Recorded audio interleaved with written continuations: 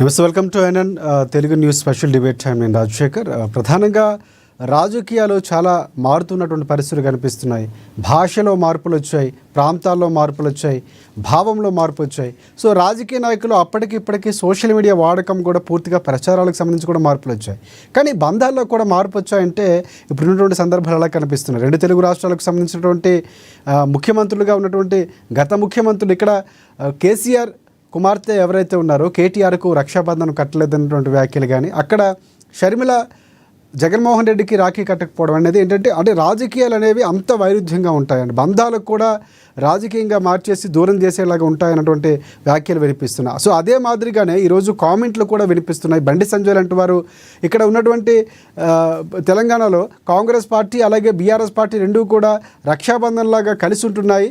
So అక్కడ రాజకీయం చేస్తున్నటువంటి వారు వీరికి రస్తా, వీరు వారికి రక్ష అన్నటువంటి వ్యాఖ్యలు చాలా కీలకంగా కనిపిస్తున్నాయి. అదే నేపథ్యంలో పార్టీలకు సంబంధించి మార్పులు చేర్పులు చాలా కీలకంగా ఉన్నాయి. ముఖ్యమంత్రి మారబోతున్నారంటూ బీజేపీ పార్టీ ఏలటి మహేశ్వర్ రెడ్డి లాంటి వారు వ్యాఖ్యలు చేయటం కానీ, బీజేపీ పార్టీకి సంబంధించి కొంతమంది మా పార్టీలో చేరబోతున్నటువంటి వ్యాఖ్యలు కానీ, ఇవన్నీ చాలా కీలకంగా కనిపిస్తున్నాయి. సో ఇక్కడ రక్షాబంధన్ రోజు రక్ష లేకుండా పోయినటువంటి చెల్లెళ్ళు అన్నలకు సంబంధించిన అంశాలతో పాటుగా రాజకీయ అంశాలు కూడా మరి మనం డిబేట్ పాయింట్లో మాట్లాడదాం. మనతో పాటు ప్రముఖ రాజకీయ విశ్లేషకులు బండారు రామ్మోహన్ రావు గారు మనకి జూమ్ కాల్లో అందుబాటులో ఉన్నారు. వారికి ప్రత్యేక నమస్కారం. అలాగే బీజేపీ పార్టీ నుంచి బీజేపీ అధికార ప్రతినిధి గంగాపురం వెంకటరెడ్డి గారు ఉన్నారు. వారికి కూడా ప్రత్యేక నమస్కారం. అలాగే కాంగ్రెస్ పార్టీ నుంచి టీపీసీసీ అధికార ప్రతినిధి డాక్టర్ శివకుమార్ లాల్ గారు మనకు అందుబాటులో ఉన్నారు. వారికి కూడా ప్రత్యేక నమస్కారం. అలాగే బీఆర్ఎస్ పార్టీ నాయకులు రామ్మోహన్ గారు మనకు అందుబాటులో ఉన్నారు. వారికి కూడా ప్రత్యేక నమస్కారం. ముందుగా ఒకసారి రాజకీయ విశ్లేషకులు రామ్మోహన్ రావు గారి దగ్గరికి వెళ్దాం. ఎస్ రామ్మోహన్ రావు గారు నమస్తే. నమస్కారం. ముందుగా రక్షాబంధన్ శుభాకాంక్షలు. ఎస్, చాలా సరదాగా అన్నా చెల్లెల అనుబంధానికి ప్రతీక అయినటువంటి పండుగ. కానీ ఈ పండుగ అంటే పార్టీలకు అతీతంగా వచ్చి రాఖీలు కట్టేటువంటి సందర్భాలు చూసాం. గతంలో మాజీ ముఖ్యమంత్రి, ఇప్పుడు ముఖ్యమంత్రిగా ఉన్నటువంటి చంద్రబాబు నాయుడుకి సీతక్క కట్టడం, లేకపోతే పార్టీలు ఉన్నట్టు వారిని వేరే మంత్రులకి లేకపోతే మహిళా మంత్రులు కట్టడం, ఇలాంటి సందర్భాలు చూస్తున్నాం. కానీ రక్తం పంచుకొని పుట్టినటువంటి కుటుంబ సభ్యులు అన్నా చెల్లెలు రాజకీయాల ద్వారా విడిపోతున్నారా అనేటువంటి సందేశాలు వెళ్తున్నాయి. దీనిపై మీరేమంటారు? రాజశేఖర్ గారు, మీకు అట్లాగే ప్రారంభంలో ఉన్న పెద్దలు మిత్రులు వెంకటరెడ్డి గారికి, శివలాల్ గారికి, డాక్టర్ గారికి, అట్లాగే ఏకనామే సదాప్రీతి రామ్మోహన్ గారికి, టిఆర్ఎస్ రామ్మోహన్ గారికి, అలాగే అమ్మ న్యూస్ ప్రేక్షకులందరికీ రాఖీ పూర్ణిమ శుభాకాంక్షలు. చాలా రిలీఫ్ గా ఫీల్ అవుతున్నాను. రోజు మాట్లాడంటే ఇవాళ కూడా మళ్ళీ ఏమైంది, ఇందులో కూడా రాజకీయం వచ్చేసింది కదా. రాఖీ పూర్ణిమ రాజకీయం, రాజకీయం ఉండేది. మనకు ప్రఖ్యాత సామాజికవేత్త కార్ల్ మార్క్స్ ఎన్నడో అన్నాడు, మానవ సంబంధాలన్నీ ఆర్థిక సంబంధాలే. దాన్ని నేను అడిగిన ఆర్థిక సంబంధం, నేను దానికి ఏం చేస్తున్నాను, దానికి అడిషనల్ గా మానవ సంబంధాలని ఆర్థిక రాజకీయ సంబంధం అంటారు. నిజంగా చెప్తాను, రాజకీయం మన జీవితంలో లేకుండా ఏది ఉండదు అని చెప్పి రాజకీయాలను అసహించుకుని రాజకీయాలు దూరం పెట్టే మేధావులకు ఎప్పటికీ చెప్తుంటాను నేను. గాంధీ మహాత్ముడు ఏమన్నాడంటే, ఈ రాజకీయాలను దూరంగా పెడితే రాజకీయాలు మిమ్మల్ని తినేస్తాయి, అసలు రాజకీయం లేకుండా ఏమీ ఉండదని ఎన్నడో మనకు మహాత్మా గాంధీ అన్నాడు. ఆఖరికి భార్యాభర్తల మధ్య కూడా రాజకీయం ఉంటుంది అన్నాడు. రాజకీయం అంటే ఈ దుర్మార్గ రాజకీయం కాదు. ఉదాహరణకు నేను హేతువాదిని, నా భార్య పూర్తిగా పూజలు పురస్కారం చేస్తుంది. నేను ఆమెను ఆటంకపరిచిన, ఆమెను నన్ను ఆటంకపరిచిన ఇద్దరు రాజకీయం, ఇద్దరి వ్యవస్థ చేయకపోతుంది. 44 ఏళ్ళుగా సంసారం చేస్తున్నాను. ఇది రాజకీయం అంటే అనురాగ రాజకీయాలు అంటారు. బంధాలు నిలబడడానికి, ముందుకు సాగడానికి, బలంగా ఉండడానికి రాజకీయం అంటారు. అంటే ఎందుకంటే అందరూ మాకు మిత్రులే, వాళ్ళందరూ కూడా రాజకీయం మాట్లాడే వాళ్ళు కాదు కనుక నేను కొంచెం కుటుంబ సంబంధాల గురించి మాట్లాడు బెస్ట్ అని చెప్పి 44 ఏళ్ళకి మేము కలిసి ఉంటున్నాం. కారణం ఏంటంటే ఆమె తిరుపతి పోతే నేను కూడా తిరుపతి పోతా. తిరుపతిలో నేనేమో ప్రకృతి సౌందర్యాన్ని చూస్తా, ఆమె మంచి దేవుణ్ణి భక్తుని చూస్తా. నేను విగ్రహారాధన నేను చెయ్యా, నాకు నేనే ఆ సమాజ సేవ విగ్రహారాధన అనుకుంటా. ఇప్పుడు ఏమైతుంది, కష్టమే లేదా, ఇద్దరం ఎంజాయ్ చేస్తాం. యాత్రలు అమర్నాథ్ దాకా 3 సార్లు కాశ్మీర్ పోయొచ్చిన, బ్రహ్మాండ దేశం అంతా తిరిగిన ఆమెతో కలిసి. నాకేం నష్టం అనిపిస్తలేదు, రెండు చూస్తాం. నేను సంస్కృతి సాంప్రదాయాలు ప్రకృతి నేను చూస్తా, ఆమె గుళ్ళు గోపురాలు ఆమె అంటే ఇద్దరం సంతోషపడుతున్నాం కదా, ఇద్దరం ఎంజాయ్ చేస్తున్నాం కదా. నేనేమంటున్నానంటే చూసే దృక్పథాన్ని బట్టి మనం ఉంటుందని. అంటే భార్యాభర్తల మధ్య కూడా రాజకీయం ఉంటుంది. అంటే ఆమె పూజల పుస్తకాన్ని నేను వ్యతిరేకించా, నేను హేతువాద సంఘం సభలకు పోతే బ్రహ్మాండంగా ఆమె కూడా వస్తుంది. మాటలు వింటది, ఏం చెప్తున్నా చూద్దాం, ఈ సాంప్రదాయాల వీటిలో ఉన్న కుళ్ళు ఏంటి, మంచి ఏంటి, చెడ్డ ఏంటి, ప్రసంగాలు వింటది. కత్తి పద్మరావు గారితో నేను 20 ఏళ్ళు కలిసి పని చేసిన. ఏమంటున్నానంటే ఇదంతా చూస్తే మనకు రాజకీయాల్లోకి వచ్చిన సంగతి నేను చెప్తాను ఒక మాట. ఇవాళ ఇద్దరు అన్నా చెల్లెళ్ళు ఇక్కడ మాజీ ముఖ్యమంత్రి కేసీఆర్ గారి కూతురు కొడుకు మధ్యన స్పష్టంగా ఇప్పుడు ఏంటంటే పేరు చెప్పకుండానే రాజకీయాలు నడుస్తున్నాయి. ఆస్తి పోరాటం, ఆస్తి పంపకాల పోరాటం, దాంతోపాటు రాజకీయ పదవుల పోరాటం కూడా నడుస్తున్నది. ఆమె టార్గెట్ అంతా కేసీఆర్ కాదు, కేసీఆర్ చుట్టూ దయ్యాలు ఉన్నాయి, ఆయన దేవుడు అంటుంది. ఈ దయ్యం అసలు దయ్యం ఎవరు? కేటీఆరే కదా. కేటీఆర్ కు మద్దతు చేసుకున్న కోటరీ కూడా కావచ్చు, ఒక దశలో బావైన హరీష్ రావు కావచ్చు, తమ్ముడు అన్న ఇద్దరు సంతోష్ కుమార్ కావచ్చు, వీళ్ళందరూ తనకు అవరోధంగా మారుతున్నారు. అర్థమైంది. కనుకనే ఆఖరికి రాజకీయాల్లో మానవ సంబంధాలు ముఖ్యమై రాఖీ కట్టడానికి కూడా పోలేదు అనేది నిజంగా చెప్పడం బాధాకరం అంటారు. రాజకీయాలదే మనకు బంధుత్వం మద్దతుంది అనుకుంటే నష్టమైంది. చాలా మంది చూస్తాం కదా, మనం భార్యాభర్తలు వేరు వేరే పార్టీలో ఉంటారు. రాజశేఖర్ గారు కలిసి ఉంటున్నారు కదా. దేశంలో చాలా మంది అన్నదమ్ములు వేరే పార్టీల, భార్యాభర్తలు వేరే పార్టీల, కుటుంబంలో ఒక్కొక్క రాజకీయ పార్టీలో ఉన్న సందర్భం చూస్తున్నాం. అక్కడ షర్మిల గారు కూడా అంతే కదా, అన్నకు రాఖీ కట్టని పరిస్థితి వచ్చింది. అందుకని గజ్జల మల్లారెడ్డి గారని పుణ్యభూమి అని ఈనాడులో, నేను ఈనాడులో పనిచేసేవాడిని, అప్పుడు ఒక పుణ్యభూమి అని శీర్షిక మెయింటైన్ చేసేవాడు. అని ఆయన ఏమన్నాడంటే, భర్త కాంగ్రెస్, భార్య అప్పుడు బీజేపీ లేదు, భర్త మన కాంగ్రెస్, భార్య ఫలానా పార్టీ అని, కొడుకు కమ్యూనిస్టు అని చెప్పి కోడలెందు అని రాసిండు. అప్పుడు అంటే భార్యాభర్తలు కొడుకు ముగ్గురు వేరే పార్టీ ఉంటే కోడలు వచ్చింది కొత్తగా, కోడలు ఏ పార్టీలో ఉన్నది అని ఆయన అన్నాడు అన్నట్టు. అట్లా ప్రశ్న ఆనాడు వేసిండు. ఇప్పుడు ఏమీ బాధ లేదు, అప్పుడు ఆయన రాసిన దానికి సరిగ్గా ఉంటది. వాళ్ళ నలుగురికి 4 పార్టీలు ఉన్నాయి, నష్టమైంది. ఒక్కొక్కరు ఒక్కొక్క పార్టీలో ఉంటారు, వాళ్ళ పని వీళ్ళు చేసుకుంటారు, వీళ్ళ పని వాళ్ళు చేసుకుంటారు. నేను ఒక రాజకీయాలను అంటలేను రాజశేఖర్ గారు, మానవ సంబంధాలు మొత్తం అట్లాగే ఉన్నాయి. అంతేందుకు మాకు కోర్టుల్లో ఒక మాట చెప్తాను, ఎందుకంటే కొంచెం దీని సీరియస్ సబ్జెక్ట్ కాదు కనుక కొంచెం హ్యూమరస్ గా మాట్లాడుతున్నా. ఆ కోర్టుల్లో జడ్జీలు అయిపోతారు కొందరు, మొన్నటి దాకా ఆయన ఆఫీస్ అన్నలే ఉంటది. జడ్జీలు అయిపోయి హైకోర్టు జడ్జి, సుప్రీంకోర్టు జడ్జీలు అయిపోతారు. అయిపోయి ఆయన బావమరిది ఆఫీసు, ఆయన తమ్ముని ఆఫీసు, ఆయన ఆఫీసు అదే కోర్టు పరిధిలో మా కేసులు ఉంటాయి. జడ్జీలు పంచుకుంటారు, నీ కేసు నేను చూసుకుంటా, నా కేసు ఇప్పుడు నాట్ బిఫోర్ మీ అని ఉంటది. అంటే నా దగ్గరికి మా తమ్ముడి కేసు రానియ్యారు, నేనే వద్దంట. కానీ నేను మాత్రం అవతలతో శివకుమార్ గారు, డాక్టర్ గారు మీరు చూసుకోండి నా కేసు అంట. నేను చెప్తున్నాను, స్పష్టంగా జరుగుతుంది, ఏం తేడా లేదు. నేను సిగ్గుబడి చెప్తున్నాను, అన్ని వ్యవస్థలు ఇది ఉంది అంటున్నాను. హాస్పిటల్లో ఇక్కడి నుంచి అక్కడికి, అక్కడి నుంచి కార్పొరేట్ హాస్పిటల్ చూస్తున్నాం కదా. అందుకని ఈ మానవ సంబంధాలు ఆర్థిక సంబంధాలుగా మారిపోయిన తర్వాత రాజకీయాలు కూడా అదే మారుతాయి అంటున్నాం. అందుకని ఇవాళ ఆ అన్నా చెల్లెలు ఒకరే కాదు, ఇవాళ చాలా సార్లు కేసీఆర్ గారు ధరణి తీసుకొచ్చాక నా పేరు మీద ఉంది భూమి, ఏమనగా నాదే అని గొడవలు పెట్టి చచ్చిపోయిన లేరంటారా? పాస్బుక్ లో వచ్చింది నా పేరు అంతే. లేకపోతే ఆ చెల్లెళ్ళు అన్నల ఆస్తి కోసం బాధపడి అన్నలు చంపిన సందర్భాలు ఉన్నాయి, అన్న చెల్లెని చంపిన సందర్భాలు ఉన్నాయి. ఇవాళ చూడండి, మొత్తం మానవ సంబంధం ఎంత ముఖ్యమైపోయింది అంటే, ఇవాళ కేసులు మొత్తం చూడండి, నేను క్రిమినల్ కేసులతో పాటు సివిల్ కేసులు చేస్తాను. చూస్తే మీకు క్రిమినల్ కేసులు 100కి, అంటే మిగతా యాక్సిడెంట్లు ఇవన్నీ పోతే ఏంటంటే, చాలా ఆస్తి తగాదాల్లో చూస్తే చాలా కేసుల్లో బంధువులు చంపుకునే సందర్భాలు చూస్తాం మనం. అందుకని ఈ రెండింటిని చూస్తే కలగలిగితే అన్నా చెల్లెల అనుబంధం ముఖ్యమైందా అనే దానికి ఒకటి ఉన్నది. కానీ నేను ఏమంటున్నా అంటే, ఇది పాజిటివ్ గా ఆలోచన చేస్తే ఇది పెద్ద సమస్య కదా అంటున్నాను. వాళ్ళిద్దరు కట్టుకోవద్దు, మనకేమైంది? నేను మా ఇద్దరు చెల్లెలు బ్రహ్మాండంగా రాఖీ కట్టుకున్నా, చూసారు కదా, బ్రహ్మాండంగా ఉన్నా. నేనేమంటున్నానంటే, ఇవాళ 90% బాగుంది సమాజం రాజశేఖర్ గారు, 10% కానీ ఒకటి రామ్మోహన్ గారు, నా ప్రశ్న ఏంటంటే, అందరికీ ఆదర్శంగా ఉండాల్సిన వాళ్ళు అన్ని నీతులు వల్లిస్తారు, రాష్ట్రం గురించో, దేశాల గురించో, లేకపోతే ప్రాంతాల గురించో, అభివృద్ధి కోసం, వారి బాగోగుల కోసం కష్టపడతామని చెప్పిన వారు మానవ సంబంధాలని మెయింటైన్ చేయటంలో ఒక దిక్సూచిగా ఉండాల్సిన రాజకీయ నాయకులు ఇలా ఉండటం అనేది ఒక రకంగా ఆలోచించాల్సిన అంశం అనేది నా ప్రశ్న. అని ఒక్క మాట చెప్తాను, మంచి జ్ఞాపకం చేశాను. నేనేమంటే వయసు వరుస, మీ ఇంటికి నా ఇల్లు ఎంత దూరమో నా ఇంటికి మీ ఇల్లు ఎంత దూరం కదా. ఆమె కట్టడానికి రావాలి, ఏది చెల్లెలు అన్న ఇంటికి రావాలి, అన్న ఆహ్వానించాలి. అన్న ఆహ్వానించలేడు అనుకోండి, చెల్లెలు వెళ్ళకపోవచ్చు. ఒకవేళ అన్నకే జ్ఞానం ఉంటే ఏం చేయాలి? అన్న పెద్దోడు కదా, జ్ఞానం ఉంటే ఏం చేయాలంటే చెల్లెలి ఇంటికి తన పోయి కట్టించుకోవాలి. నేను బెంగళూరులో ఉన్నా, దీనికోసమే స్పెషల్ హైదరాబాద్కి వచ్చిన, మా చెల్లెలు ఇంటికి పోయినా, నేను ఇప్పుడు మా ఊరికి పోలే, డైరెక్ట్ పోయినా, కట్టించుకున్నా, రేపు ఎల్లుండి నేను మళ్ళీ బెంగళూరు పోతున్నా. అట్లా ఉండాలంటున్నా. అంటే వయసు వరుస, ఒకరు ఎవరన్నా ఒకరు ముందు అడిగేయాలి కదా. చెల్లెకి జ్ఞానం లేదు, అన్నకైతే జ్ఞానం ఉండాలి కదా, పోయి రావాలి కదా. అదే అంటున్నాను నేను, రాజకీయాల్లో మానవ సంబంధాలు ముఖ్యమైపోయినాయి. అధికారము, పదవులు, ఆస్తులు, నేను రెండు చెప్తున్నాను. ఇద్దరి మధ్య మన ప్రస్తావన వస్తుంది కనుక ఆస్తుల సమస్య వస్తుంది అంటున్నాను. అందుకనే ఒకే బిడ్డను, ఒకే కొడుకును లొల్లి లేదు. అందుకని శరత్ పవార్కి ఒకటే బిడ్డ, రాజకీయ వారసురాలు ఆమె, మనకు ఆస్తి వారసురాలు ఆమె. చూసుకుంటే చూడండి, వివక్ష కొట్ట అవుతుంది.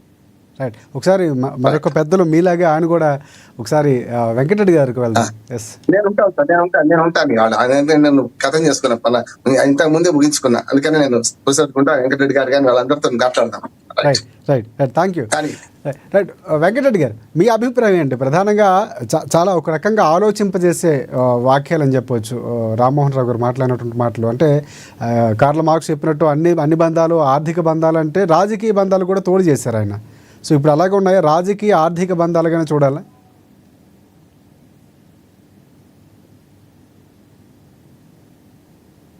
వెంకటరెడ్డి గారు మీ వాయిస్ ఎస్ చెప్పండి.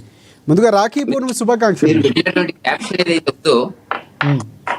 గొప్ప మానవ హిందూ సాంప్రదాయాల నుంచి వచ్చినటువంటి ఒక గుర్తింపు అని చెప్పి నేను భావిస్తున్నటువంటి ఒక సందర్భం. వాస్తవానికి ఇట్లాంటి చర్చ మనం లైవ్ లో చేస్తామని నేను అనుకోలేదు. సరే, మంచి నిర్ణయం చేసినారు మీరు. ఇప్పుడు రామ్మోహన్ గారు అన్నట్టుగా మానవ సంబంధాలు మొన్ననే అనుకున్నాను. ఒక మిత్రుడు నాకు ఫేస్బుక్ లో ఎప్పుడు పెడుతుంటాడు మానవ సంబంధాలని ఆర్థిక సంబంధాలు అనేటువంటిది.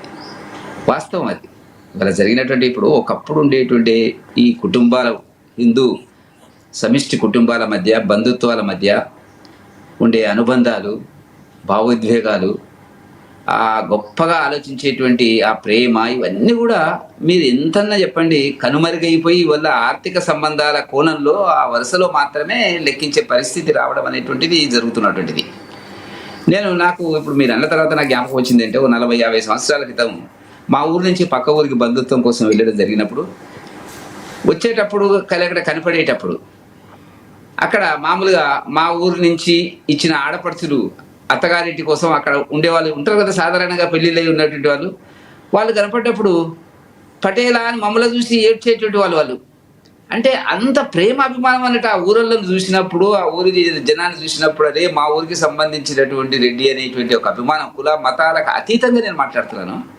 అంటే వాళ్ళు ఏదో తల్లిదండ్రులను చూసినారు, వాళ్ళ తల్లిదండ్రులు చూసినారు అంటే అంత అభిమానం. ఒక ఆడపడుచు ఇంటి నుంచి వెళ్ళేటప్పుడు, అమ్మగారింటికి వచ్చి వెళ్ళేటప్పుడు వాళ్ళ ఏడుపు కాదు, ఇవి నిజమైనటువంటి అభిమానాలు, బంధుత్వాలు, ప్రేమలు అని చెప్పి నేను భావిస్తున్నటువంటి ఒక సందర్భం. ఇవాళ అవి లేవు. మీరు అన్నట్టుగా ఏంటంటే అన్నదమ్ములకు అక్క చెల్లెళ్ళు రాఖీలు కట్టడం అనేటువంటిది గొప్ప హిందూ సాంప్రదాయంలో మనకు వస్తున్నటువంటి సనాతన ఆచారం, ధర్మం కింద మనం భావిస్తున్నాం. వీటికి ఈ రాజకీయాలు, ఆస్తులు, అంతస్తులు, నిజానికి వాళ్ళ బంధుత్వాల్లో జరిగినటువంటిది రాజశేఖర్ గారు ఆస్తులు అంతస్తుల కోణంలోనే ఒక వ్యక్తికి విలువ ఉంటుంది.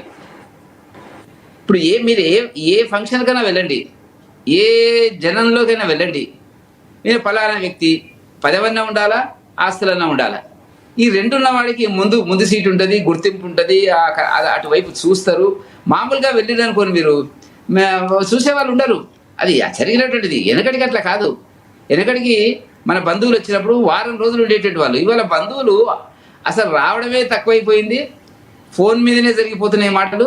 వస్తే టీ వరకు మాత్రమే పరిమితం అవుతున్నటువంటి బంధుత్వాలు ఇవాళ ఏర్పడినటువంటిది. వచ్చిన బంధువులు ఎంత తొందరగా వెళ్ళిపోతారు అనేటువంటి పద్ధతిలో ఇవాళ మన ఆలోచనలు, అభిమానాలు రావడం అనేటువంటిది ఈ సాంప్రదాయ వ్యవహారంలో చాలా దిగజారిన తరమని చెప్పి మనం భావించవలసినటువంటి అవసరం ఉంది. కాబట్టి ఇప్పటికీ కూడా మనం ఏం చేస్తున్నాము, అక్క చెల్లెళ్ళు, అన్నదమ్ములకి ఈ రాఖీలు కట్టడం అనేటువంటిది ఒక స్త్రీకి ఇచ్చినటువంటి గొప్ప గౌరవం అండి. హిందూ సాంప్రదాయంలో మీరు తెలంగాణకు వచ్చేటప్పటికి బతుకమ్మ పండుగనండి, లేకపోతే దీనికి సంబంధించినటువంటిది కానండి, ఒక ఇల్లు గృహప్రవేశం చేసినప్పుడు ఆ ఇంటి ఆడపడుచు ప్రాధాన్యత ఇచ్చి కడప గడిగేటువంటి సాంప్రదాయాలు అనేటువంటి చాలా గొప్ప సాంప్రదాయాలు. స్త్రీలకు మానవ సంబంధాలు మెరుగుపడడానికి, ఉన్నతంగా ఉండడానికి, ఎల్లకాలం ఉండడానికి ఉపయోగపడేటటువంటి ఒక ప్రక్రియ అనుకోవచ్చు. అవును, అది కాబట్టి ఆడపడుచుకి ఇచ్చినటువంటి ఒక ప్రాముఖ్యతకు ఓ ప్రతీక, ప్రతిబింబమే రాఖీ. మీరు ఇప్పుడు పెట్టినటువంటి టాపిక్ వచ్చినట్టయితే ఇక్కడ తెలంగాణకు వచ్చేటప్పటికి కేటీఆర్ సోదరి చెల్లెలు కవిత గారు, ఆ రాష్ట్రానికి వచ్చేటప్పటికి జగన్ గారి చెల్లెలు షర్మిల గారు రాఖీలు కట్టలేదు అనేటువంటిది ఫస్ట్ టైం మనం చూస్తున్నటువంటి సందర్భం. గతంలో లాస్ట్ రాఖీ పౌర్ణమికి షర్మిల గారు కట్టలేదా నాకు తెలియదు, కానీ కవిత గారు మాత్రం ఇక్కడ కేటీఆర్ మాత్రం రాఖీ బంధించినటువంటి సందర్భం మాత్రం. అంటే లాస్ట్ టైం జైల్లో ఉన్నారు, ఆమె కట్టలేదు అనుకుంటా. ఆమె చెప్పారు ఈసారి కట్టడానికి వెళ్ళాలి అన్నటువంటి సందర్భం ఒక ఇంటర్వ్యూలో కూడా మాట్లాడుతూ చెప్పారు. లాస్ట్ టైం ఆమె జైల్లో ఉన్నారు. కవిత గారు షర్మిలా గారు. కవిత గారు జైల్లో ఉన్నారు. ఓకే ఓకే ఓకే ఉండొచ్చు. కాబట్టి నేనేమంటున్నా అంటే మీరేమంటున్నారు, ఈ ఆస్తులు అంతస్తులు పదవులు ఇవన్నిటికి వచ్చేటప్పటికి ఉండకూడదు, మామూలు సాంప్రదాయాలు మనం నమ్ముతున్న సాంప్రదాయాలు హిందూ సాంప్రదాయాలు ఏవైతే ఉన్నాయో వాటిని అమలు చేయాలి అనేటువంటిది అంటున్నారు. కానీ అట్లా కుదరదుగా రాజకీయాలకు వచ్చేటప్పుడు. ఒకటి రాజకీయం అనేది వేరు. ఇప్పుడు మీరు నేను కాదన్నా కూడా అన్న చెల్లెలు అవ్వకుండా పోరు. ఎప్పుడైనా సరే వాళ్ళు అన్న చెల్లెలే. ఆ బంధాన్ని నిలపడంలో ప్రజలకు మెసేజ్ ఇవ్వడంలో రాజకీయ నాయకులు పాత్ర పోషించట్లేదా అనేది నా ప్రశ్న. ఇప్పుడు ఏమైతుందంటే ఆంధ్రప్రదేశ్ కేసు వదిలేండి, తెలంగాణ కేసు వచ్చేటప్పటికి కవిత గారు తండ్రితో విభేదించి రాజకీయాలు విమర్శలు చేస్తుందా, సోదరుడితో విభేదించి సోదరుడి గురించి మాట్లాడుతుంది, మనం చూస్తున్నాము. ఇదంతా పైకి నడుస్తుందా లోపల ఉందా అనేటువంటి అనుమానాలు ఇంకా ప్రజల్లో పోలేదు వాస్తవానికి. మీరు ఇప్పుడు ఆమె రాఖీ కట్టింది అనుకోండి, ఆ నమ్మేటువంటి వాళ్ళు కూడా చూసినారా, మా అంతా వాళ్ళంతా ఒకటే ఊగేటువంటి పద్ధతుల కింది స్థాయిలో ఉండేటువంటి వాళ్ళ యొక్క అభిప్రాయం అట్లా వస్తుంది అది. కాబట్టి ఆ కొనులు వాళ్ళు చేయరు. నేను ఒక ఎగ్జాంపుల్ చెప్తాను. ఈ మధ్య నేను ఒక టీవీ ఛానల్కి వెళ్ళేటప్పుడు మార్నింగ్ అవర్స్ కాబట్టి నేను మామూలుగా క్యాబ్ తీసుకొని పోయినా, బయటకు వచ్చిన తర్వాత నేను మళ్ళీ క్యాబ్ బుక్ చేస్తున్నప్పుడు కాంగ్రెస్ మిత్రుడు, అదే లైవ్కి వచ్చినటువంటి ఒక కాంగ్రెస్ మిత్రుడు, అన్నా నువ్వు ఎక్కడి దాకా పోతావు అని ఏంటంటే, నేను ఇక్కడ ఫలానా దగ్గరికి వెళ్ళి అన్నా నేను లక్కడికప్పులు వదిలేస్తానా నా కార్లో ఎక్కువ అన్నాడు. 20 సంవత్సరాల నుంచి తెలుసా కాంగ్రెస్ మిత్రుడు నాకు. అయితే ఎక్కిన తర్వాత మాదొక గ్రూప్ లైవ్లో ఉంది. ఒక గ్రూప్ రోజు మాట్లాడుకునేటువంటి దాంట్లో ఏంటంటే ఇట్లా పోయినారు ఎట్లా వచ్చినారు నా గ్రూప్ లేదు ఎవరు అడిగితే చెప్తే ఒక మిత్రుడు సీరియస్ అయ్యిండు. మా బీజేపీ అభిమాని సీరియస్ అయ్యి అన్నా నువ్వు అట్టెట్లా పోతావు అన్నా వాళ్ళ కార్లు ఎట్టెక్తావు అనేటువంటి మొదలు పెట్టిండు ఆర్గ్యుమెంట్. అంటే ఏం పెద్ద మానవ సంబంధాలు లే మీరు లోపల కొట్లాడుకుంటారు, బయటకు వచ్చాము ఒక కార్లో అవుతారా మీరు, అట్టెట్టయితుంది అట్లా పోకూడదన్నా అంటుండ్రు. నేను ఆ ప్రశ్న నాకు ఎదురేటప్పటికి నిజంగా నేను పొరపాటేమా కాదా అనేటువంటి చర్చ. నేను ఇప్పుడు ప్రతిపక్ష నాయకులు వెళ్తుంటారు ఫంక్షన్లకు అని ఎంత ఎగ్జాంపుల్ చెప్పినా ఇక ఆయన కన్విన్స్ కానిటువంటి పద్ధతి రూపాయలు ఉండేటండి. నాకు ఇప్పటికీ అది ఆలోచన అది తప్ప రైట్ అనేటువంటిది నాకు అర్థం కాలే. అంటే మానవ సంబంధాలు వేరు, రాజకీయ సంబంధాలు వేరు. ముఖ్యంగా ఈ కుటుంబ రాజకీయాలకు వారసత్వం తీసుకున్నటువంటి కుటుంబాల్లో ఇది మీరు అన్నది కనపడుతున్నటువంటిది. మామూలుగా జాతీయ పార్టీల్లో కుటుంబ వారసత్వాలు ఒకవేళ ఉంటే అక్కడ కూడా ఉంటాయి.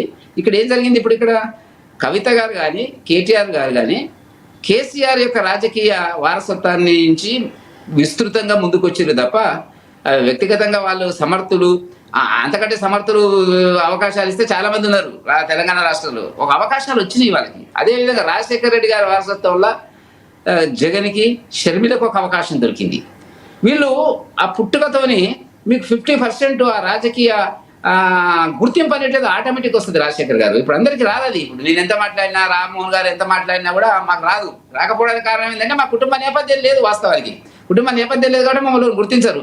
మా వెనకాల ఎవరైనా కుటుంబ నేపథ్యం ఉందనుకో 50% కలరిస్తుంది దానికి ఇచ్చేసి గొప్పలు వీళ్ళు అనేటువంటి పద్ధతులు నువ్వు అవునా కాదన్నా. అందువల్ల నేను చెప్పేటువంటిది ఏంటంటే వాళ్ళు తీసుకున్న నిర్ణయం అనేటువంటిది ప్రజల దృష్టిలో ఆలోచించినప్పుడు తప్పుడు సంకేతాలు పోకుండా రాఖీలకు సంబంధించినటువంటి ఏదైతే ఉందో ఈ అనుబంధానికి సంబంధించి ఈ బంధాలు రాఖీలు వీటికి సంబంధించి దూరంగా ఉండడం అనేటువంటిది వాళ్ళ దృష్టిలో అది, వాళ్ళ కార్యకర్తల దృష్టిలో అది సమంజసమే అని చెప్పి నేను భావిస్తున్నాను. రైట్ శివలాల్ గారు, కాంగ్రెస్ పార్టీ నుంచి మీరేమంటారు? ప్రధానంగా అంటే చాలా కీలకంగా సంబంధాలు మానవ జీవితంలో చాలా ముఖ్యమైనటువంటి పండుగలు, లేకపోతే కలవటం అనేది ఒక సందర్భం. ఆ సందర్భాలు కూడా రాజకీయంగా విడిపోతున్నారు, దూరంగా ఉంటున్నారు. సో అది సబబే అన్నటువంటి వ్యాఖ్యలు వినిపిస్తున్నాయి, లేకపోతే మానవ సంబంధాలు ప్రశ్నార్థకరంగా మారుతున్నాయి అనడానికి ఒక సిగ్నల్ సంకేతాలుగా చూడాల్సిన అవసరం ఉందా? మీ అభిప్రాయం ఏంటి? ముందుగా ఏఎన్ఎన్ న్యూస్ ప్రేక్షకులకు, మీకు ప్యానల్ ఉన్న బండారు రామ్మోహన్ రావు గారికి, మా బీఆర్ఎస్ రామ్మోహన్ రావు గారికి, వెంకటరెడ్డి గారికి, మీకు అందరికీ కూడా రాఖీ పౌర్ణమి శుభాకాంక్షలు. మీకు కూడా. అయితే రాజశేఖర్ గారు ఇక్కడ బండారు రామ్మోహన్ రావు గారు మాట్లాడింది కూడా వినడం జరిగింది. ఇప్పుడు వెంకటరెడ్డి గారు కూడా మాట్లాడడం వినడం జరిగింది. ఒక్కటి ఏమంటే నా ఉద్దేశంలో ఫస్ట్ తల్లిదండ్రులు వాళ్ళ ఇంట్లో ఉండే పద్ధతులు అవి ఈ రోజులలో కొంచెం ఎక్కువ మట్టుకు బయటికి వస్తున్నాయి. ఎందుకంటే ఒక మిడిల్ క్లాసు, లో మిడిల్ క్లాసు, హయ్యర్ క్లాస్ అనేది ఏం లేకుండా పోయింది. వాళ్ళ ఫ్యామిలీలో వాళ్ళ బ్యాక్గ్రౌండ్ ఏంది, తల్లిదండ్రులు వాళ్ళని ఎట్లా పెంచిండ్రు అనే దాని మీద ఎక్కువ ప్రభావం చూపిస్తుంది అనేది నాకున్న అనుభవం. ఎందుకంటే పద్ధతి ప్రకారం లేకపోతే అది ఏ ఫ్యామిలీ అయినా సరే, అది పూర్ ఫ్యామిలీ అయినా సరే, బాగా రిచ్ ఫ్యామిలీ అయినా సరే, ఇటువంటి ఏ, అహంభావంతో మెద్దడం చాలా మటుకు జరుగుతుంది. అయితే ఇప్పుడు ఇంతకుముందు మనం మాట్లాడింది రాజకీయ సంబంధాల గురించి ఆలోచిస్తే, కవిత ఇటు కేటీఆర్ కి రాఖీ కట్టలేదు అనేది మనం మాట్లాడిన దాంట్లో ఒక చర్చ. కానీ ఇదే కవితని ఇంతకుముందు న్యూస్ 360లో పనిచేస్తుండే యాంకర్ మూల శ్రీనివాస్ అని, ఆయన డైరెక్ట్ కవిత ఇంటికి వెళ్ళి అడగడం జరిగింది, మీరు కేటీఆర్ కి రాఖీ కడతారా అంటే, రాజకీయమే, ఎంత చెప్పినా మా అన్ననే కదా అనడం జరిగింది. ఇది నేను లైవ్ గా చూడడం జరిగింది ఒక వీడియోలో. సో ఆ రకంగా ఆలోచిస్తే వీళ్ళ మధ్యన రాజకీయ విభేదాల కంటే ఆస్తి గొడవలు, ఆస్తి విభేదాలే ఎక్కువ ఉన్నాయి. రెండోది, రాజకీయంగా కేసీఆర్ తర్వాత నేనా నువ్వా అనే రకంగానే కవిత కేటీ రామారావు మాట్లాడడం జరుగుతుంది. వాళ్ళ మధ్యన ఒక కోల్డ్ వార్ జరుగుతుంది. సో ఇది ఒక రకమైనది. కానీ ఇదే రకంగా మానవ సంబంధాలలో జనరల్ గా ఒక మామూలు మనకు పరిచయం ఉన్న పరిచయం లేని ఫ్యామిలీలలో కూడా, నేను ఒక కేసు ఒక 2 years అయింది అనుకుంటా డీల్ చేయడం జరిగింది. శంషాబాద్ లో ఉంటారు వాళ్ళు. వాళ్ళ తండ్రి వచ్చి మా మిసెస్ వల్ల అక్క ఫ్యామిలీదే ఇది. ఆయన ఫుడ్ కార్పొరేషన్ ఆఫ్ సూపరింటెండెంట్ ఉండే. అన్ఫార్చునేట్ ఆయన బళ్ళారి పంపిస్తే ఆ భాషకు లేక ఆయన బీపీ హార్ట్ అటాక్ రావడం జరిగింది, ఆయన సిక్ అయింది. సో ఆయన ఈ శంషాబాద్ లోనే ఒక ఇల్లు అప్పట్లో హూడా కాలనీలో కొనడం జరిగింది. అది 44,000. కానీ మొన్న రీసెంట్ వాళ్ళు అమ్మేటప్పుడుకి వచ్చే వరకు అది 2 కోట్ల రూపాయలు ఆస్తి అయింది. 2 అమ్మాయిలు, ఒక అబ్బాయి. అయితే అక్కడ సరైన వాటా రావాలంటే ఆ ఉన్న కుటుంబంలోనే మొత్తం ఒక్కొక్కరిని కవర్ చేయడం జరిగింది.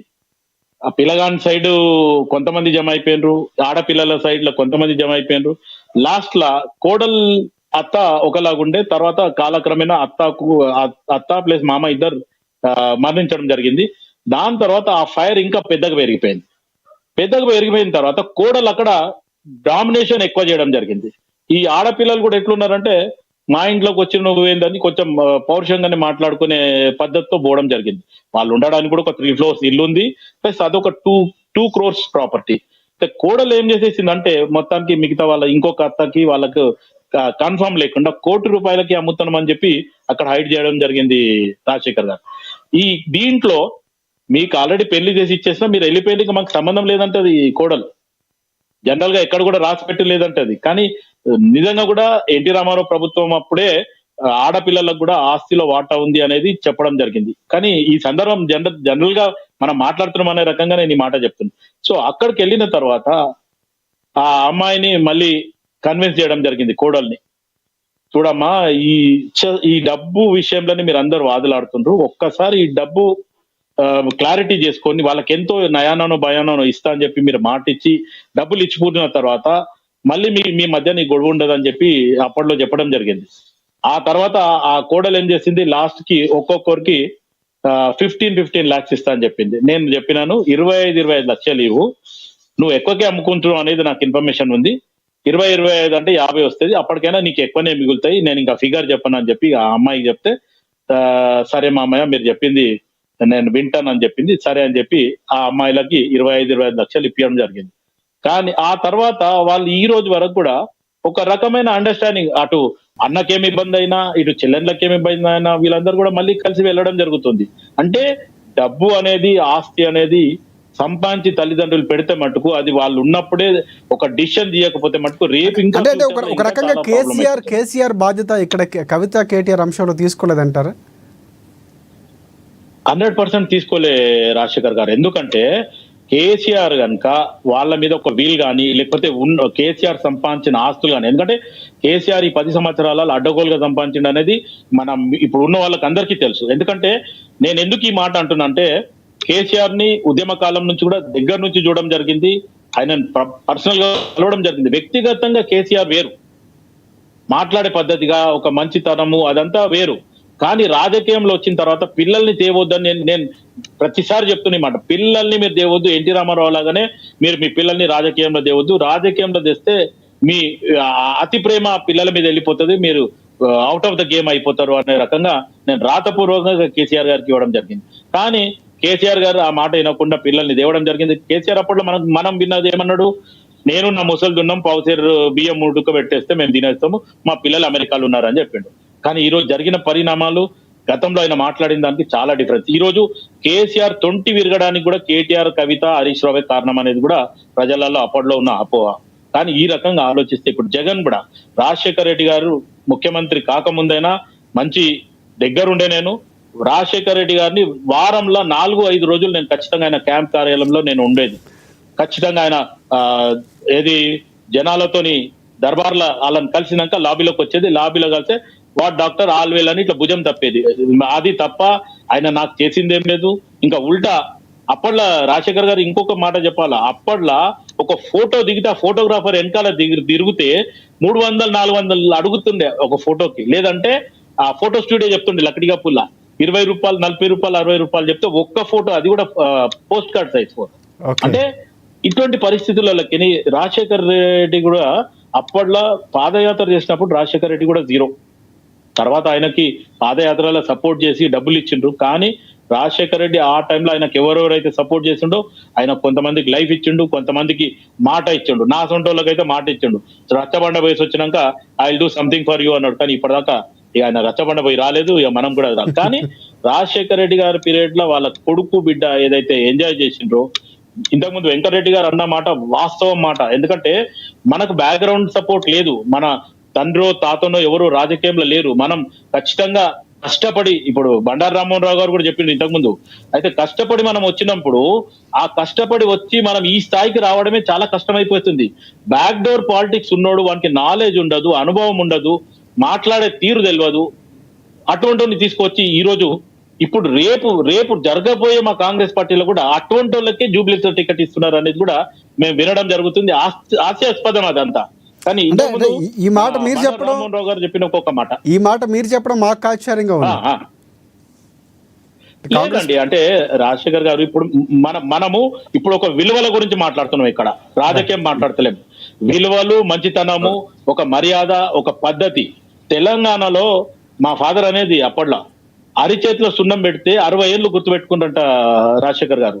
గుర్తుపెట్టండి ఇది, ఈ మాట. అరిచేతిలో సున్నం పెడితే 60 ఏళ్ళు గుర్తుపెట్టిండంటే ఈ రోజు నువ్వు పక్కకు తీసుకుపోయి అనుకున్న బిర్యానీ తినిపి వీనికంటే ఇంకొకటి బాగా తినిపించింది వీడు ఏమంటాడు అనే రకంగా మాట్లాడే రోజులు వచ్చేసినాయి. అయితే మన కత్తి పద్మారావు గారి గురించి ఇంతకుముందు మన బండారు రామ్మోహన్ రావు గారు మాట్లాడడం జరిగింది.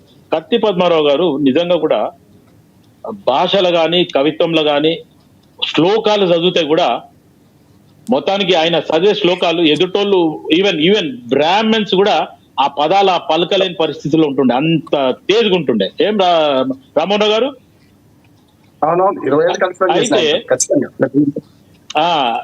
అయితే అదే సబ్జెక్ట్ లో అనుకోకుండా వరవర్రావుకి కత్తి పద్మారావుకి గొడవైంది ప్రెస్ క్లబ్ లో. ఇదే నక్సలిజం టాపిక్ వస్తే నువ్వు రెచ్చగొట్టి పంపిస్తున్నావు, సచ్చేదంతా మావోలేజ్ వస్తున్నారు అనే రకంగా వాళ్ళిద్దరి మధ్య ఎంత పెద్ద బయస్ అంటే ప్రెస్ క్లబ్ లో నేను అనుకుంటే 83-89 మధ్యన జరిగింది ఈ వర్షన్. అంటే ఆల్మోస్ట్ ఆల్ ఒకరికొకరు, అంటే ఈయననేమో కవిత్వం ద్వారా రెచ్చగొట్టేది. ఈవెన్ గద్దర్ కూడా ఇప్పుడు ఒక రకంగా మన వెంకటరెడ్డి గారు అన్నట్టు గద్దర్ అప్పట్లో పాటలు పాడి జనాలను రెచ్చగొట్టిండు. ఎంతో మంది చైతన్యవంతమైంది అనేది పక్కన పెడితే జీవితాలు ఖరాబ్ అయిన వాళ్ళు ఎంతమంది ఉన్నారు. కానీ ఈ రోజు గద్దర్ ఫ్యామిలీ చూడండి ఎక్కడ పోయింది. ఆల్మోస్ట్ వాళ్ళ అమ్మాయికి చైర్మన్, వాళ్ళ భార్యకి 1 కోటి రూపాయలు నజరానా, తర్వాత 300 గజాలు. కానీ అదే గద్దర్ గారు చెన్నారెడ్డి గారి పీరియడ్ లా నక్సలైన్ బ్యాన్ చేసిండని చెప్తే ఆయన అంబేద్కర్ స్టాచ్యూ దగ్గరికి రావడానికి కూడా ఒక మంత్రినో లేకపోతే ఎవరినో అధికారిని హైజాక్ చేసి వాళ్ళని గుప్పిట్లో పెట్టుకొని ఆ ప్రోగ్రామ్ కి రావాల్సి వస్తుండే. మళ్ళా తర్వాత ఆయన కూడా ఇట్లా నో డౌట్ ఆయన పరిస్థితి ఫైనాన్షియలీ బాగానే ఉండే, కానీ కింద పైజామా మీద ఒక టీ షర్ట్ వేసుకొని నడుపుకు ఒక రిబన్ కడుతుండే. అంటే పరిస్థితులు నేను ఎందుకు చెప్తున్నా రాజశేఖర్ గారు, డబ్బు మయం అనేది ఏమైతే మాట్లాడుతున్నారో ఆ విషయంగా నేను చెప్పిన.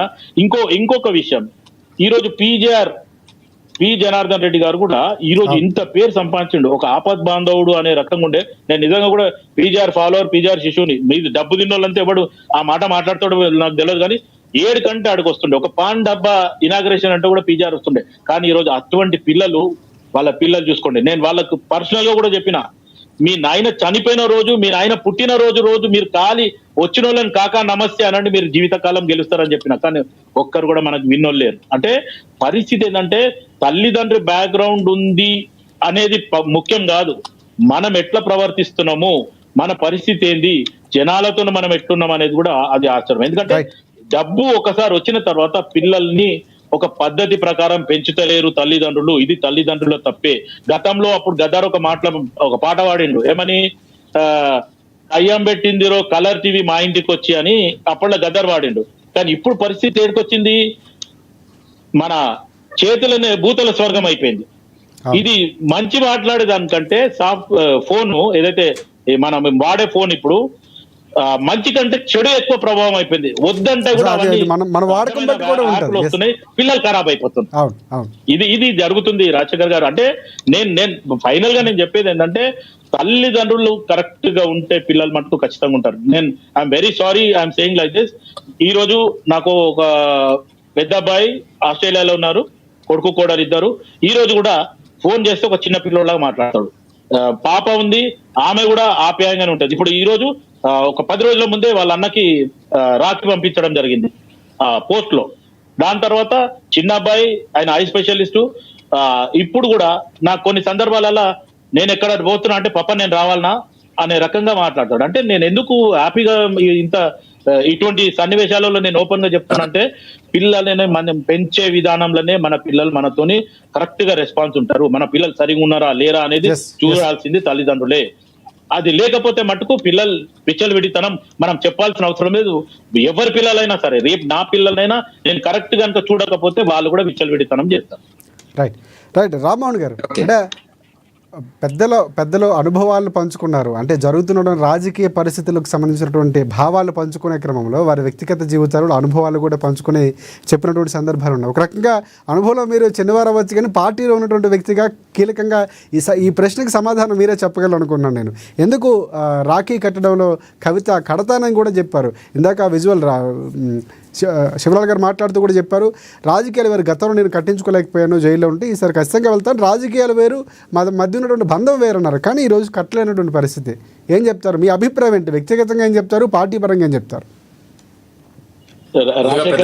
రామ్మోహన్ రావు గారికి రాజశేఖర్ గారు, రామ్మోహన్ బీఆర్ఎస్ రామ్మోహన్ చిన్నోడని కాదు, ఈ రోజు టిఆర్ఎస్ పార్టీ నుండి వచ్చి మాట్లాడే ఏకైక వ్యక్తి రామ్మోహన్ అనుకుంటాను నేను. ఎందుకంటే ఇన్ని డిబేట్లు చూస్తున్నాము, మా బీఆర్ఎస్ వాళ్ళు రానిగా కూడా ఆలోచిస్తారు. I'm very sorry, thank you.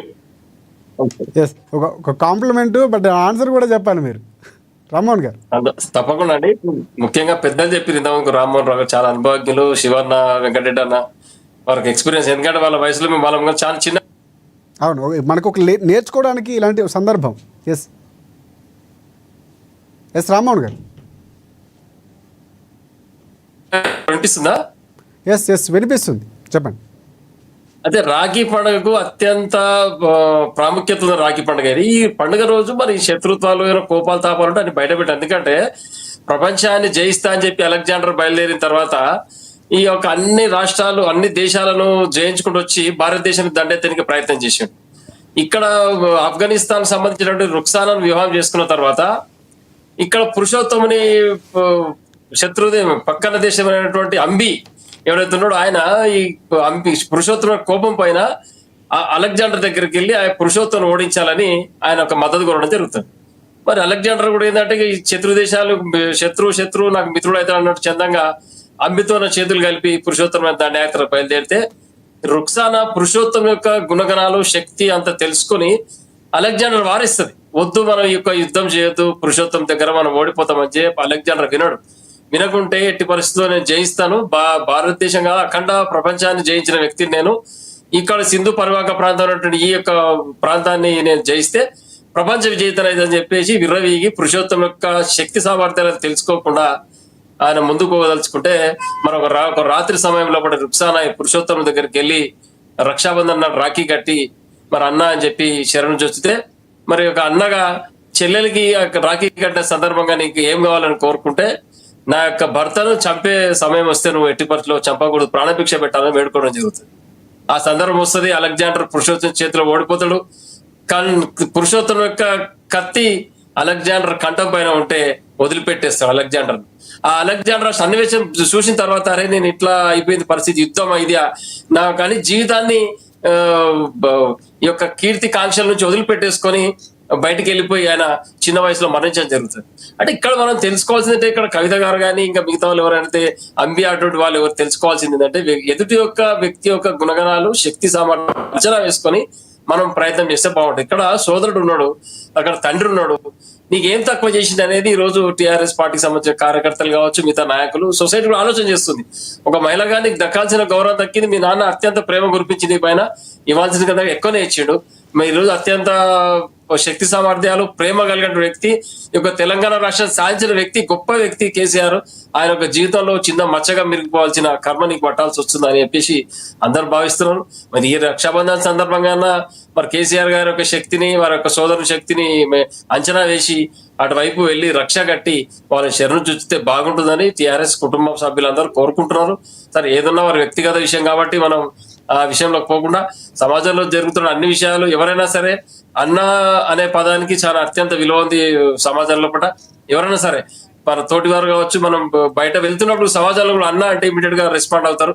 అది ఎవరైనా కావచ్చు, అరే తోటి అన్న అన్నది అబ్బాయి కావచ్చు అమ్మాయి కావచ్చు, తప్పకుండా దగ్గర నిలబడి రక్ష చేసే సందర్భం. కానీ ఒకటి రామ్మోహన్ గారు మీరు అన్నట్లు వ్యక్తిగత విషయం కాదు, ఇది రాజకీయ పార్టీలో కీలకంగా ఉన్నటువంటి అన్నా చెల్లెళ్ళు ఈరోజు పార్టీకి సంబంధించినటువంటి అధికారం కోసమో లేకపోతే మెయిన్ లీడ్ కోసమో కొట్టుకున్నటువంటి వ్యాఖ్యలు వినిపిస్తున్నాయి. క్లియర్ కట్ గా కనిపిస్తుంది రెండు పార్టీలకు సంబంధించినటువంటి అంశాలు. అట్లా ఏం లేదు రాజకీయంలో. కవిత కడతామని చెప్పారు, రాఖీ కడతామని చెప్పారు, కానీ అన్నకు కట్టకపోవడం ఎందుకంటే ఎప్పుడు నిరంతరంగా కట్టినటువంటి సందర్భం. అదే చెప్తున్నాను, పురుషోత్తం యొక్క శక్తి గురించింది రుక్సార కాబట్టి భర్తను కాపాడుకోగలిగింది. ఇక్కడ కూడా కవిత గారు అన్న యొక్క శక్తిని, తండ్రి యొక్క శక్తిని గుర్తించి శరణు వచ్చి ఎప్పటిలాగా ఉంటే చాలా బ్రహ్మాండంగా ఉంటది, కుటుంబం అంతా సుభిక్షంగా. ఇప్పుడు పెద్ద కేసీఆర్ తండ్రి పాత్రగా, పెద్దన్న పాత్రగా పార్టీకి ఒక అధినాయకుడు ఆయన ఎందుకు ఆ పాత్ర తీసుకోవట్లేదంటారు?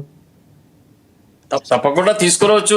అక్కడ ఏం జరిగింది అనేది అంతర్గతంగా మనకు తెలియదు కాబట్టి మనం దానిపైన ఈ సందర్భంగా కామెంట్ చేయొచ్చు శుభ సందర్భంలో. కాబట్టి ఏదేమైనా కానీ అన్న చెల్లెల అనుబంధం, తండ్రి కూతుర్ల అనుబంధం చాలా గొప్పది సమాజంలో. వారందరూ కూడా దాన్ని పాటించి ఈ సొసైటీ ముందు వెంకటరెడ్డి గారు ఒకసారి మధ్యలో ఇన్వాల్వ్ అవుతున్నారు. క్వశ్చన్ వెంకటరెడ్డి గారు మీరు చెప్పండి. ఇప్పుడు రామ్మోహన్ గారు, మన బీఆర్ఎస్ రామ్మోహన్ గారు మాట్లాడిందో నేను పూర్తిగా ఏకీభవిస్తాను. ఎందుకంటే కవిత తీసుకున్నటువంటి నిర్ణయం ఏదైతే ఉందో ఆ కుటుంబ కానీ వెంకటరెడ్డి గారు కవిత నిర్ణయం అనడం కంటే ఇందాక శివలాల్ గారు మాట్లాడుతూ పార్టీలకు అతీతంగా తండ్రి పాత్ర పోషించాల్సినటువంటి కుటుంబ సభ్యుడిగా, యజమానిగా ఆయన బాధ్యత లేదా కాడి వదిలేశారన్నటువంటి వ్యాఖ్యలు చేశారు. కేసీఆర్ ఒకవేళ చొరవ తీసుకుంటే అంటే రాజకీయాలు వేరు, రాజకీయంగా వైరుధ్యంగా వెళ్తున్నారు, ఆమె సంస్థ ద్వారా బయటకు వెళ్తున్నారు, కానీ ఇలాంటి రక్షాబంధన సంప్రదాయం కొనసాగించడంలో కూడా ఎందుకు రాఖీ కట్టలేదని ప్రశ్న. ఇప్పుడు మీరు అన్నట్టుగా శివలాల్ గారు కానీ రామ్మోహన్ గారు మాట్లాడిన దాంట్లో కవితకు చేసిన దానికంటే అర్హత కంటే అనేక రకాలుగా కేసీఆర్ చేసిన మాట వాస్తవం. ఎందుకంటే వాళ్ళది ఏముందండి, సాఫ్ట్వేర్ ఇంజనీర్లు అమెరికాలో తెలంగాణ ఉద్యమంలో వచ్చినారు, ఆ బ్యాక్గ్రౌండ్ లో వాళ్ళు ముందుకు వచ్చిన సందర్భం మనం చూసినాం. అయితే ఇవల్ల తండ్రి నియంత్రణలో ఆమె ఉన్నట్టుగా కనపడతలేదు. వాస్తవానికి నాకున్న సమాచారం మేరకు ఏంటంటే అది రాజకీయం అని కొంతమంది అనుకుంటున్నారు, కానీ కాదు. వాస్తవానికి తండ్రితో సోదరుడితో ఆమె వెళ్ళడం అనే, వాళ్ళ ఇబ్బందుల్లో ఉన్నప్పుడు వాళ్ళతో పోవడం అనేటువంటిది మంచిది. అట్లా కాకుండా ఆమె వ్యక్తిగత రాజకీయ ప్రయోజనాల కోసం అది చేస్తున్నట్టు కనపడుతుంది. కాబట్టి తండ్రి చెప్పినా కూడా వినే పరిస్థితిలో లేదు అనేటువంటిది అర్థమవుతున్నటువంటిది. మీరేమంటున్నారు ఇప్పుడు? అవన్నీ పక్కకు పెట్టి వచ్చేటి ఉండదు అక్కడ. ఇప్పుడు కార్యకర్తలు ఎట్లుంటుందంటే, మేము టీవీలో డిబేట్లలో కొట్లాడుతుంటే మా కార్యకర్తలు అని అంటుంటారు. ఇక ఆ కార్యకర్తలు కింది స్థాయిలో వాళ్ళ టెన్షన్ మనం గమనించాలి. మనం ఇద్దరం కలిసి వాళ్ళు ఒక దగ్గర ఛాయ్ తాగుతుంటే అదే ఇంతేనా అని అంటారు ఆఖరికి వచ్చే వరకు. కాబట్టి అది తప్పదు. నా దృష్టిలో ఆమె కట్టకపోవడం అనేది తప్పుగా నేను భావించడం లేదు. చాలా మన కుటుంబాల్లో ఉన్నాయి కదా, చాలా ఆస్తుల పంపిణీకి సంబంధించి కొంతమంది అక్కచెల్లెలు రారు, రాఖీ కట్టరు. ఇప్పుడు చూస్తున్నాం, మాకు కూడా కొంత ప్రాక్టికల్ ఎక్స్పీరియన్స్ ఉంది. కాబట్టి ఆ చిన్న చిన్న విషయాలు అదే చెప్పిన. ఇప్పుడు రామ్మోహన్ గారు చెప్తే సారాంశం ఏది, విశ్లేషకుడు రామ్మోహన్ గారు పెద్దలు చెప్పింది ఏంటంటే, మానవ సంబంధాలని ఆర్థిక సంబంధాలు అనేది ఇవాళ సారాంశం. నువ్వు ఎంత చెప్పు, ఏమి చెయ్యి, అది పరిస్థితి ఉన్నటువంటిది. రైట్ చాలా మంది రాఖీలు కట్టినటువంటి సందర్భాలు మనకు తెలిసిన వాళ్ళు ఉన్నారు, కానీ అందరికీ తెలిసినటువంటి వ్యక్తులు కాబట్టి మనం మాట్లాడుకుంటున్నాం. ఈరోజు డిబేట్ కూడా నిర్వహించుకున్నాం. ఫైనల్గా ఏం చెప్తారు చెప్పండి, కంక్లూడ్ చేయండి. ఇప్పుడు ఒకటండి, ఇప్పుడు మీరన్నట్టుగా ఏంటంటే ఈ వ్యక్తిగత రాగద్వేషాలకు అతీతంగా హిందూ మత సాంప్రదాయానికి సంబంధించినటువంటి హైందవ సాంప్రదాయంలో చాలా గొప్ప అన్న చెల్లెళ్ళ ఒక సెంటిమెంట్ అది. ఇప్పుడు ఒక చెల్లెలు అక్క వచ్చి మనకు రాఖీ కట్టడం అనేటువంటిది ఒక సెంటిమెంట్, ఒక స్ట్రెంత్ ఇచ్చినట్టుగా భావించడం జరుగుతుంది. అది చాలా గొప్పది. దాని ప్రభావం ఏంది అనేటువంటిది కాదు, కానీ అది ఉంటే బాగుంటది. ఆ మహిళకు, ఆ సోదరికి కూడా చాలా గొప్ప గౌరవం ఆ కుటుంబంలో. ఎందుకంటే నేను వెళ్ళి రాఖీ కట్టిన మా అన్నకి, మా తమ్మునికి, వాళ్ళు ఎంత క్షేమంగా ఉండాలి, భవిష్యత్తులో ముందుకెళ్ళాలి, అభివృద్ధి పత్రంలో వెళ్ళాలి అనేటువంటిది గొప్ప సాంప్రదాయం. అది ఉంటే బాగుంటది, కానీ ఇక ఉన్న పరిస్థితుల లోపల అది వీలైతే లేదు వాళ్ళకి అనేటువంటిది నా అభిప్రాయం. రైట్ రామ్మోహన్ గారు, అంటే చాలా ఇక్కడే జరగాల్సింది ఏంటంటే, మనం ఏదైనా కానీ తెలంగాణలో ఒకటి నానుడు ఉంది, బారాకూన్ మాఫ్ అనేది. ఎప్పుడైతే మన శత్రువు అయినా సరే చనిపోయిన తర్వాత మనం ఇంటికి వెళ్ళి పరామర్శించడం ఇక్కడ ఆనవాయితీ తెలంగాణలో. ఎందుకంటే ఇక్కడ భావోద్వేగాలతో కూడుకున్న ప్రాంతం ఇది. ఎన్ని కష్టాలు, నష్టాలు, కోపాలు, తాపాలు ఉన్నా, కొట్లాటలు, ఆస్తి పంచాయతీలు ఉన్నా కానీ మనిషి చనిపోతే తప్పకుండా పోయి మనం నివాళులు అర్పించడం అనేది ఇక్కడ తెలంగాణ ప్రాంతంలో అనాదిగా వస్తున్న ఆచారం ఇది. అందుకే చెప్తారు బారాకూన్ మాఫ్ అంటే 12 మర్డర్లు చేసినా కూడా ఆ చనిపోతే మాఫీగా. కాబట్టి అటువంటి మనం చరిత్ర గల తెలంగాణ గడ్డ ఇది. మరి ఈ ప్రాంతంలో నివసించుకుంటూ ఈ యొక్క గడ్డ యొక్క భావోద్వేగాల కొరకు పోరాటం చేసి తెలంగాణ జాగృతి పేరు బతుకమ్మ పండుగను విశ్వవ్యాప్తం చేసినా కూడా మరి చిన్న విషయాలకు మనం కింక వహించి ఇట్లా ఉండడం అనేది చాలా పొరపాటు విషయం. ఇది తప్పకుండా ఈ యొక్క సందర్భంగా వారికి మరి ఎవరి మనసులో కల్మషం ఉన్నా వీడిపోవాలని, ఈ యొక్క తెలంగాణ ప్రాంతంలో మళ్ళీ అన్నా చెల్లెల అనుబంధం బలోపేతం కావాలని, దానికి ఎలాంటి రాజకీయ రంగులు పులవకుండా వారు ఎవరికి ఆస్కారం ఇవ్వకుండా ముందుకు కొనసాగాలి. ఎందుకంటే సమాజంలో కూడా సమాజం కొరకు బతికే వ్యక్తులు ఇట్లనే ఉండాలనేది కార్యకర్తలు కానీ ప్రజలు కానీ కోరుకుంటారు. ఎందుకంటే వాళ్ళు ఒక ఇమేజ్ సృష్టించుకుంటారు వాళ్ళ గురించి. వాళ్ళు చిన్న పొరపాటు చేశారు, ఇట్లా చేసే లేకుండా అనేది ప్రజలు కానీ కార్యకర్తలు కానీ అందరూ కూడా భావిస్తారు. కాబట్టి మనం వాళ్ళు ఊహించిన విధంగానే మన జీవితం గడపాలి. ఎందుకంటే మన వ్యక్తిగతంగా మన జీవితం, ప్రజానాయకుల జీవితం వ్యక్తిగతం ఉండదు, ఇంకా ప్రజల కొరకు అంకితమే. ప్రజలు ఎట్లా చెప్తే అట్లే నడవడుచుకోవాలి. మనకేం కోరికలు ఉన్నా వాటిని సెన్సార్ చేసుకోవాల్సిందే, ప్రజల కొరకు మాత్రం బతకాల్సిందే. లేదా ప్రైవేట్ జీవితం గడుపుతా నా ఇష్టం వచ్చినట్టు ఉంటే ప్రజా జీవితం వదిలిపెట్టుకోవాలి. ఈ రెండే ఆప్షన్స్ మనిషికి. కాబట్టి నువ్వు ప్రజా జీవితంలో ఉన్న ఉద్యోగం కోరుకున్నావు కాబట్టి ప్రజలు, సామాజికవేత్తలు, సమాజం అందరూ ఏం కోరుకుంటే అదే విధంగా నడుచుకోవాల్సిన అవసరం ఉంటుంది. అది అందరూ గమనించుకోవాలి. అది కవితకు వర్తిస్తుంది, కేటీఆర్ గారికి వర్తిస్తుంది, అందరికి వర్తిస్తుంది. దాంట్లో ఎలాంటి పొరపాటు లేదు. కాబట్టి ఇక్కడ మనం ఎవరికి వాళ్ళు సొంతంగా ఆలోచించాల్సింది ఏంటంటే మన శక్తి ఎంత అనేది ఆలోచన చేయాలి. ఇక్కడ చూడండి, అంబి పురుషోత్తరం ఓడించే శక్తి లేకనే అలెగ్జాండర్ చెంత చేరుతాడు. అలెగ్జాండర్ కూడా తాను ఎక్కువ ఊహించుకొని పురుషోత్తం వెనక్కి దాడికి పోతాడు.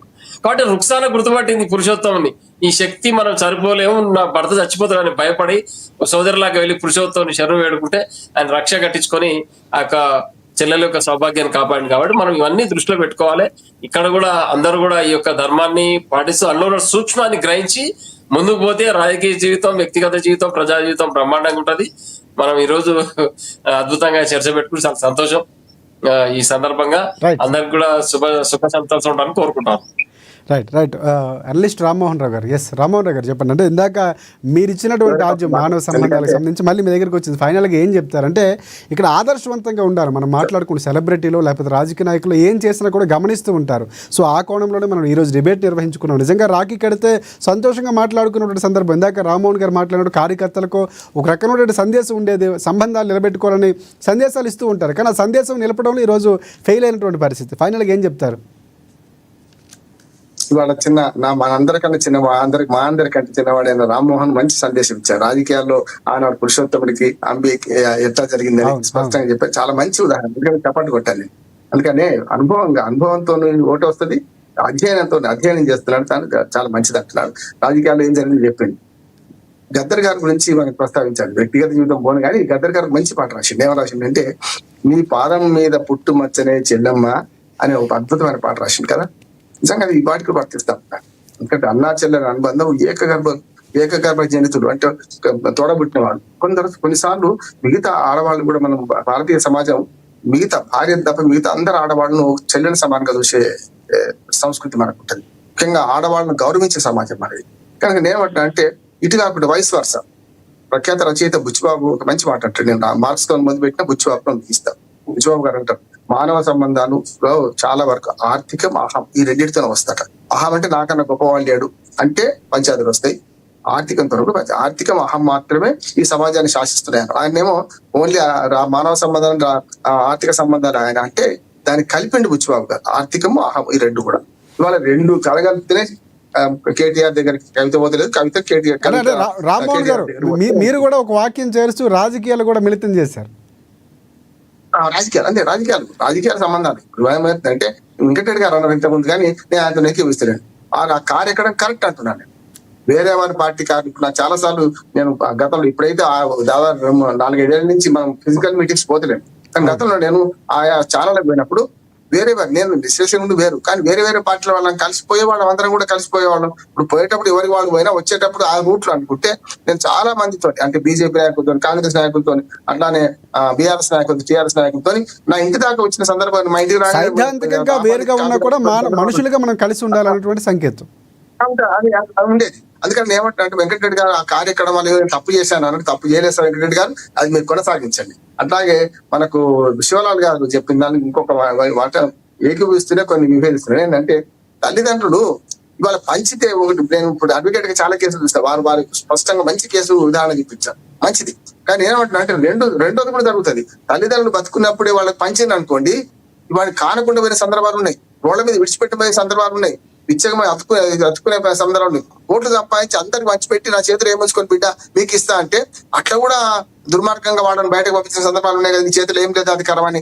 అందుకనే తల్లిదండ్రులు ఇప్పుడు ఇద్దరు వయసు వరుస ఇద్దరిని ఆలోచించారు. మానవ సంబంధాలు అన్ని వంచిస్తే వాడు నన్ను కానడనే భయంతో తల్లిదండ్రుడేమో తమ ఆర్థిక తమదని పెట్టుకుందాం అంటారు. చచ్చిపోయిన తన చావు జగమనుడు, చచ్చిపోయినకి ఏమైతుంది అనుకుంటాను. వీళ్ళేమో కొట్లాడుతున్నారు, గుంబట్లా ఒక మాట చెప్పి ముగిస్తాను. ఇవాళ మీరు రాజకీయంగా ముగించే ప్రయత్నం చేస్తాను. ఇవాళ కేసీఆర్ కు గుండెల మీద కుంపటి లాగా కవిత, అట్లాగే కేటీఆర్ తయారయ్యాడు. అడ్డాల నాడు బిడ్డలు కానీ గడ్డాల నాడు బిడ్డల సమస్య లేదు కదా ఇవాళ. అందుకనే కేసీఆర్ గారు ఏం చెప్పలేకపోతున్నాడు పాపం.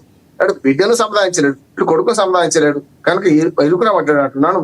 కనుక ఇప్పటికైనా సరే కేసీఆర్ గారు కల్పించుకొని అయినా సరే అన్నాజనుల మధ్య సంబంధాలు కుదిరించుకోవాలి. పార్టీలు ఒకటే పార్టీలో ఉన్నారు కదా, వేరే పార్టీలు కూడా లేరు కదా, ఒకటే పార్టీలో ఉన్నారు కదా. వీళ్ళకి ఏం ఆర్థికము, అహము, రాజకీయం 3 ఉన్నాయి. నేను 3వ కూడా చెప్తున్నా. ఈ 3 వాళ్ళకి అవుతున్నది. ఇప్పటికైనా సరే పొద్దుంది, పొలం ఉంది, ఇంకా టైం ఉన్నది. ఇప్పుడు ఇవాళ రాత్రి దాకా కట్టవచ్చు. కవిత గారే చొరవ తీసుకునేది, రామ్మోహన్ మన బీఆర్ఎస్ రామ్మోహన్ చెప్పింది నేను ఏకీపిస్తున్నా. చొరవ తీసుకుని పోతే నష్టం ఉంది. పెద్ద మనసుతోని ఆయన ఇంట్లో రానియకపోతే ఉండదు కదా, ఆ చలనైతే రానియప్పుడు ఉండదుగా. ఇంకోటి సంస్కరణ విషయానికి వస్తే కేసీఆర్ గారు మంచి సంస్కారి. ఇక్కడ ఏం లేదు, శివలాల్ గారికి మా అందరికంటే బాగా తెలుసు. ఏమంటా అంటే కేసీఆర్ గారు తన అక్క చెల్లెల కడతారు కదా, రాఖీలు కట్టే సందర్భాలు చూసినాం. ముఖ్యమంత్రిగా ఉన్నప్పుడు కాళ్ళు మొక్కిన సందర్భాలు చూసినాం. అందుకని తెలంగాణ సమాజం ఆడబిడ్డలు ఎంత గౌరవిస్తుంది అంటే కొన్ని కులాలలో బిడ్డకు కూడా కాళ్ళు మొక్తారు. రాజశేఖర్ గారు తెలంగాణలో ఉన్నది. చెల్లెలకు ఏమైందంటే చెల్లెలకు అక్కలకు కాళ్ళు మొక్కిన సందర్భం తమ్ముడు, కానీ తండ్రి కూతుళ్ళ కాళ్ళు మొక్తారు ఇక్కడ, అది ఉన్నది. అందుకని తల్లి గారింటి ఇచ్చిన కుక్క పిల్ల కూడా ముద్దే అంటారట, వింటుండ్రా.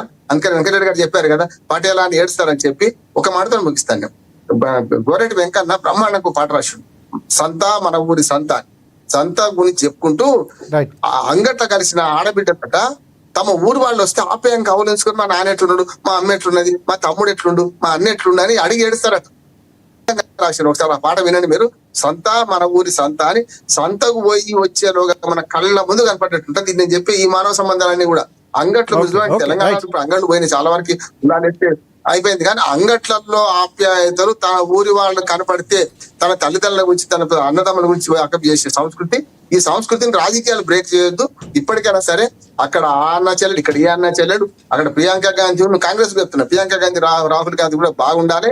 ఏ కుటుంబం అయినా సరే సమాజంలో అందరూ బాగుండాలి, అందులో మనం ఉండాలని కోరుకుంటూ ఇవాళ ఈ అద్భుతమైన చర్చను చేపట్టిన మన అమ్మాను టీవీ ఛానల్ కు మీకు ప్రత్యేకంగా రాజశేఖర్ మీకు ప్రత్యేక కృతజ్ఞతలు తెలియజేసుకుంటూ, మానవ సంబంధాల విషయాలు ఎప్పుడైనా డొల్ అయిందా చూడండి ఎంత బాగా అనిపిస్తుందో. అందరం కూడా ఇన్స్పైర్ అయినాం, అందరూ కూడా చర్చలో మనస్ఫూర్తిగా పాల్గొన్నాం, మా కుటుంబ విషయాలు కూడా చెప్పుకున్నాం. అవకాశం ఇచ్చిన మీకు మరొకసారి నమస్కరిస్తూ ముగిస్తున్నాం. రైట్, మీకు కూడా ప్రత్యేక ధన్యవాదాలు. మీరు లేకుండా చర్చ కొనసాగించడం అసాధ్యం. అంటే మీ విలువైనటువంటి అనుభవాల్లో లేకపోతే మీరు ఉన్నటువంటి మానవ సంబంధాల కోణంలో మాకు వివరించినటువంటి విధానానికి కూడా ధన్యవాదాలు రామ్మోహన్ గారు. మీకు కూడా అలాగే బీఆర్ఎస్ రామ్మోహన్ గారికి ప్రత్యేక ధన్యవాదాలు. ఆయన కూడా అంటే ఒక రకంగా రాజకీయ విమర్శలు చేయకుండా ఒక సద్భావంతో తీసుకుని ఆయన కూడా ఒక కేటీఆర్కో కవితకో విజ్ఞాపనలు చేస్తున్నట్టుగానే సంబంధాల గురించి మాట్లాడినటువంటి సందర్భం. ఎస్ శివలాల్ గారు, కంక్లూడ్ తీసుకుందాం. ఒక 1 minute కంక్లూడ్ చేయండి. ఎస్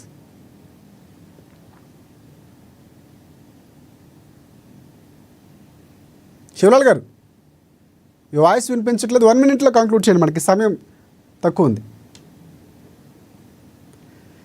రైట్, శివలాల్ గారు వెళ్ళిపోయారు. రైట్, ప్రధానంగా శివలాల్ గారు మీకు కూడా ప్రత్యేక ధన్యవాదాలు. అంటే మీ అనుభవాన్ని రంగరించి మాట్లాడినటువంటి సందర్భాల్లో అంటే ఆర్థిక సంబంధాలుగానే మారినటువంటి సందర్భాల్లో రాజకీయం కూడా మిళితమైంది. సో ఇవి ఒక సూచకంగా లేకపోతే ఒక ఆదర్శవంతంగా ఉండవలసినటువంటి రాజకీయ నాయకులు ఈ తోవలు వెళ్ళటం కార్యకర్తలకు లేకపోతే అభిమానులకు రాష్ట్రంలో ఉన్న ప్రజలకు కూడా ఏ సంకేతం ఇస్తున్నారు, ఎలాంటి సూచనలు చేస్తున్నటువంటి ఆలోచించాల్సిన అంశం. భవిష్యత్తులో ఇలాంటి మారాలని మనం కూడా కోరుకున్నాం.